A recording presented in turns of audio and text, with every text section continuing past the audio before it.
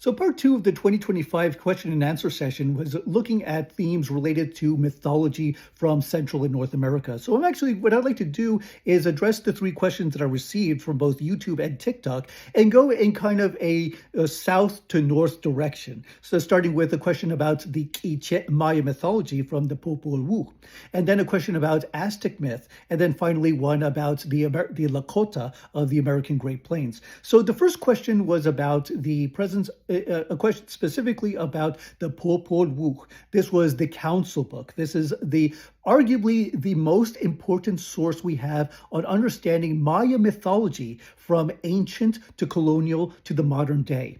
It's just replete with rich details about the actions of the gods and the creators and the heroes and mythical beings and that would lead to the creation and the stabilization of the world, and then it would follow with the feats of the kings and their lineages as they would form the K'iche kingdom of southern Guatemala.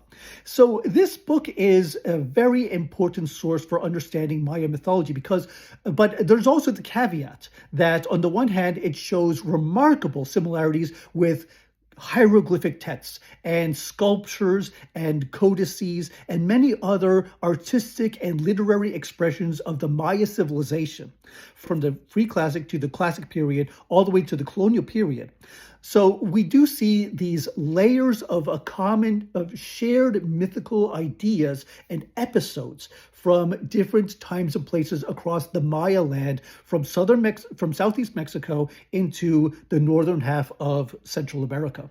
So there are many common themes. However, at the same time, there are elements that seem to be distinct to the K'iche and other southern Guatemalan Maya cultures. And one of these questions was about the wooden people that appear very early in the text, because the book starts out with the gods, the creators, coming into council to decide and deliberate how to form the world, and once the world is formed, what beings could exist to worship them. And this is interesting because this is a series of experimental tests of creating humanity through different substances. The first one is the animal, specifically the deer, which proliferated across the earth, yet they could not, or they would not, speak the names of their creators. So they are left to inhabit the wilderness, and the deer is the epitome of this first failed attempt to create a race, a species that could worship the gods as they deserved. The second was mud, and this is probably a biblical reference because it wasn't created as a group or as a member of a pair, which is very different from the multiple instances of pairing that we find across the Popol Vuh, from mythical beings to hero twins to legendary founders to the brothers and the descendants of the royal lines. We always find groups and pairings. This second creation, this man of mud, seems to be a stab at the book of Genesis. So it probably was not original to the Maya text to any pre-Columbian reckonings of the mythical creation of humanity. So that one was dissolved away. The third generation was made from wood, which was finally articulate and able to speak and capable of society and civilization. They also had the potential for spirituality, but they rejected it.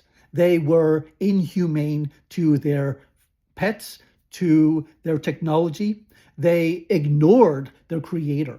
And so this generation was destroyed with whirlwinds and flesh-eating monsters that wiped out their civilization.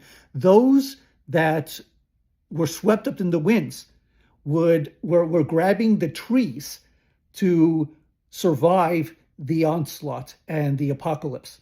And they held on to the trees for so long that they became the monkeys that still swing around the trees of Guatemala. So this is a mythical origin of of the monkey in the current of the current day. So to recap, we have multiple generations in sequence, beginning from the animals, especially the deer, the mud, the wood, and our fourth creation, the present one, is a humanity made from corn, which is our primary staple diet. We eat the corn, which comes from the sacred. And this sacred food unifies us and gives us a shared divinity. And this is a concept that goes all the way back to the classic Maya. So we in the present age are the people made of corn.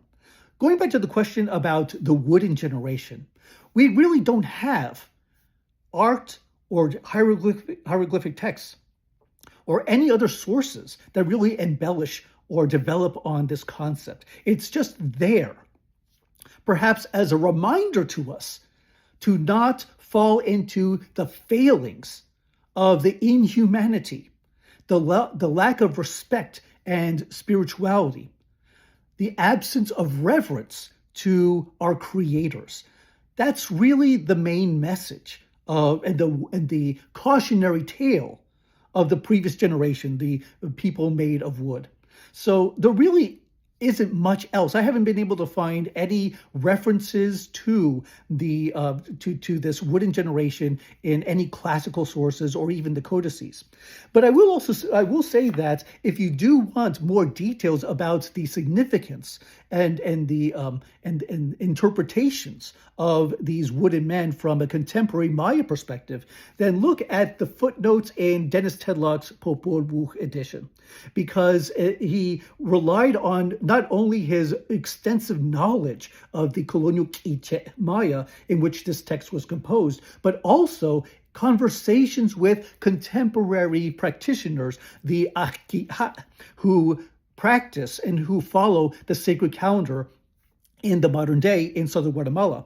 And the insights from these contemporary practitioners talk more about the meaning of being made from wood and the moral lessons of the previous generations. So look at the endnotes in this work, because it goes into more detail, more context from the perspective of the contemporary Maya themselves, as ways to kind of add more detail for your question about the reality of the men of wood from the previous age.